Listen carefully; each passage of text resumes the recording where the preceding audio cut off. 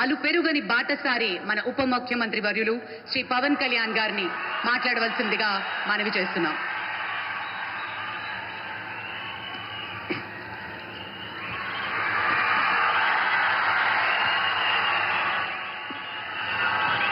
ఒక సదుద్దేశం, ఒక సదాశయం లేకుండా ఒకరు కన్యాకుమారి నుంచి కశ్మీర్ వరకు నడిచిన అది ఒక నిరర్ధకమైన నడకగా చరిత్రలో మిగిలిపోతుంది. కానీ ఒక సదాశయంతో, ఒక సత్సంకల్పంతో ఇంకొకరు కన్యాకుమారి నుంచి కశ్మీర్ వరకు ప్రజలందరితో మమేకమై వారందరినీ ఏకతాటిపైన నడిపిస్తే అది ఆత్మనిర్భర భారత్ అవుతుంది. అదే కన్యాకుమారి నుంచి కశ్మీర్ వరకు ప్రజలకి వారి పరిసరాల శుభ్రత యొక్క బాధ్యతను తెలియజేస్తే అది స్వచ్ఛ భారత్ అవుతుంది. అదే కన్యాకుమారి నుంచి కశ్మీర్ వరకు ప్రజల గుండెల్లో దేశభక్తి, ధైర్య సాహసాలతో నింపితే అది పటిష్టమైన, బలిష్టమైన భారతం అవుతుంది. అది ఒక రోజున అఖండ భారతం అయి తీరుతుంది. ఒక బలమైన భారత్ కోసం, ఒక దృఢమైన దేశం కోసం, జగత్తంతా వసుదైక కుటుంబం అనే భావన కోసం 4.5 దశాబ్దాలుగా పరితపిస్తూ, పరిశ్రమిస్తూ ఆ దారిలో ఎదుర్కొన్న ప్రతి పరాజయాన్ని, పడ్డ ప్రతి అవమానాన్ని నవ్వుతూ స్వీకరిస్తూ, వాటినే విజయాలకి ఇంధనంగా వాడుకుంటూ దేశాన్ని అభివృద్ధి పథంలో నడిపిస్తూ భారతదేశాన్ని ప్రపంచంలోనే 3వ బలమైన ఆర్థిక వ్యవస్థగా తీర్చిదిద్దేలా నడిపిస్తున్న మన ప్రియతమ ప్రధాని, మన గౌరవ ప్రధాని శ్రీ నరేంద్ర మోదీ గారికి నా తరపున 5 కోట్ల మంది ఆంధ్రప్రదేశ్ ప్రజల తరపున నా హృదయపూర్వక నమస్కారాలు.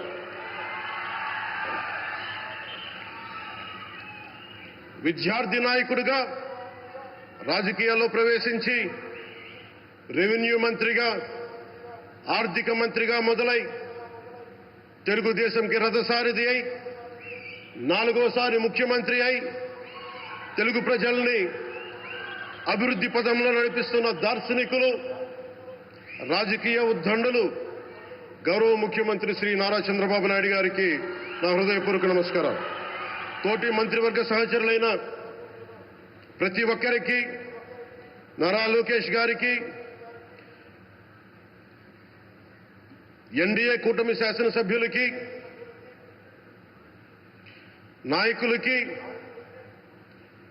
బీజేపీ నాయకులందరికీ పేరు పేరున నా నమస్కారాలు.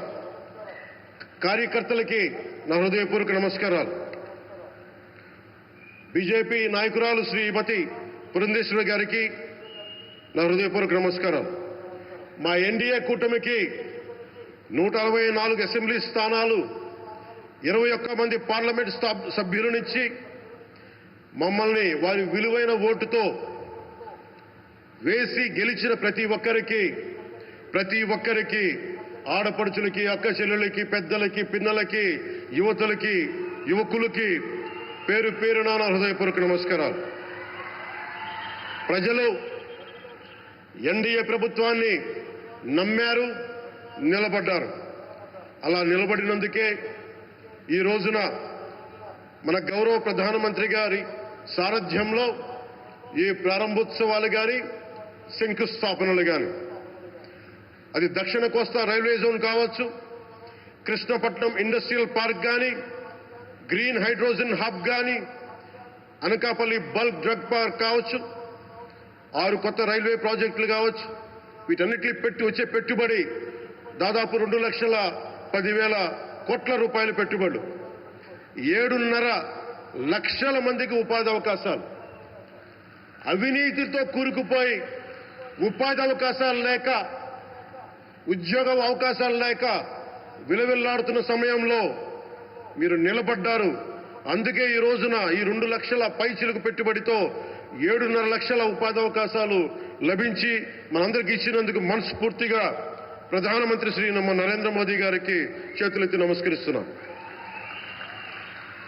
ఇవి కాకుండా కొత్త హైవేల నిర్మాణం, విస్తరణ, అలాగే అమరావతి రాజధానికి పెట్టుబడులు, పోలవరంకి నిధులు, 15th ఫైనాన్స్ కమిషన్ నిధులు కానీ, జల్ జీవన్ మిషన్ కోసం ప్రతి ఇంటికి నీరు, రక్షిత మంచినీరు రావాలి ఆయన ఆకాంక్ష, ఆయన ఆశయం. మనకు గంట కాదు 24 గంటలు రావాలని పడ్డ తపన ప్రధానమంత్రి గారిది. వీటన్నిటికీ చేయగలుగుతున్నాం, ముందు ప్రారంభించామంటే మీరు మా మీద పెట్టిన భరోసా, మా మీద పెట్టిన నమ్మకం, గౌరవ ప్రధానమంత్రి గారి మీద మీరు చూపించిన నమ్మకం. ఈ రోజున అది 2 లక్షల పైచులకు పెట్టుబడులుగా ఇక్కడికి వచ్చింది. ఎక్కడో మన మారుమూల గ్రామాల్లో 70 సంవత్సరాల పాలనలో గ్రామాలకి రోడ్డు లేదు. ప్రధానమంత్రి సడక్ యోజన కింద ఈ రోజున మనం మారుమూల గిరిజన గ్రామాల్లో కూడా రోడ్లు వేయగలుగుతున్నామంటే దానికి ముందుండి మాకు వెన్నుతట్టి మాకు నిధులు సమకూరుస్తుంది నరేంద్ర మోదీ గారు. భారతం అభివృద్ధి పదంలో ఎందుకు చేశారు ఇవన్నీ అంటే, భారతదేశం అన్ని రాజ్యాలు, అన్ని రాష్ట్రాలు ఏ ఒక్కరు కూడా అభివృద్ధిలో వెనకపడకూడదు.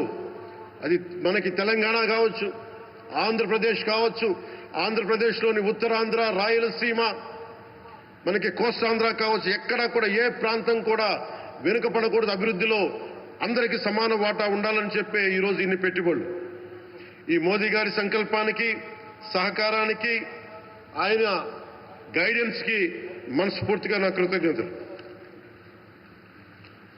5 ఏళ్ల అవినీతి, అరాచక పాలనలో ఆంధ్రప్రదేశ్ అంధకారంలో కూరుకుపోయినప్పుడు ఆ రోజున మన ముందుకొచ్చి మేము ఎన్డీఏ కూటమితో మనం నిలబెడదాం, ఆంధ్రప్రదేశ్ ప్రజల ఆకాంక్షలు నిలబెడదాం, అభివృద్ధి పదంలో నడిపిద్దామని చెప్పి ఆ రోజు ఆశాజ్యోతిలో నిలబడ్డారు.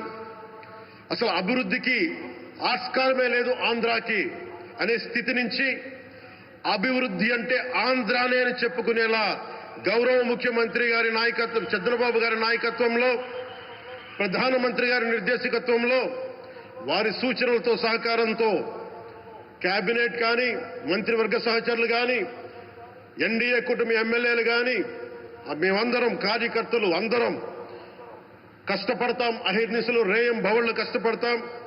దేశ ప్రగతిలో భాగస్వామ్యులు అవుతాం.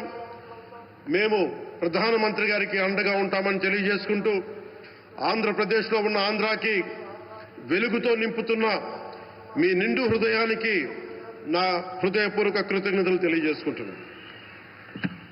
మరోమారు మీ అందరికీ ధన్యవాదాలు తెలుపుకుంటూ, నమ్మకం పెట్టారు. మీరు పెట్టిన నమ్మకానికి ఈ రోజున 2 లక్షల పైచిలకు పెట్టుబడులు తీసుకొచ్చాం.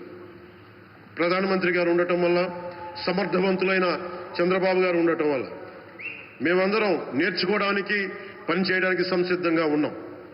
సో మీరందరూ ఇదే సహకారం ఇవ్వాలని మనస్ఫూర్తిగా కోరుకుంటూ, ఆ భగవంతుడు, ఆ లక్ష్మీ నరసింహుడు ఈ దేశాన్ని మరింత ప్రగతి పదంలో నడిపించేలా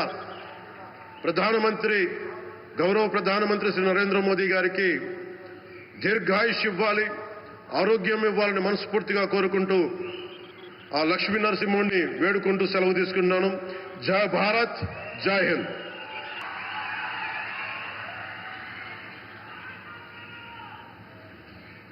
Thank you, sir. Thank you very much.